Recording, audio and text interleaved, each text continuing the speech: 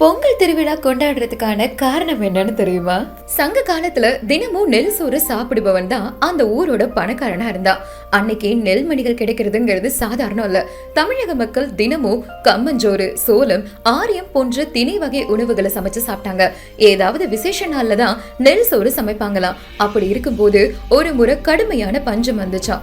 மக்கள் இறைவனை நம்பி ஆடி மாசத்துல நெற்பயிரை விதைச்சாங்களாம். அதுக்கப்புறம் தை மாசம் முதல் நாள்ல இருந்து நன்கு வளர்ந்திருந்த நெற்பயிர்களை அறுவடை செஞ்சு மன்னன் மக்கள் அனைவருக்கும் பிரிச்சு கொடுத்து பஞ்சத்தை போக்குனாராம். அப்போ அந்த நெல்லிலிருந்து சமைக்கும் முதல் அரிசிய கடவுளுக்கு படைச்சு விவசாயத்துக்கு உதவியா இருந்த சூரிய கடவுளுக்கும் பெய்த மழைக்கும் கால்நடைகளுக்கும் நன்றி தெரிவிக்கும் வகையில மக்கள் புது அரிசி வெல்லம் கலந்து பொங்கல் வச்சு வழிபட்டாங்க.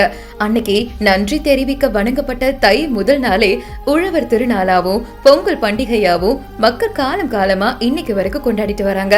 பக்தியால யூடியூப் சேனல்ல சப்ஸ்கிரைப் செஞ்சுக்கோங்க.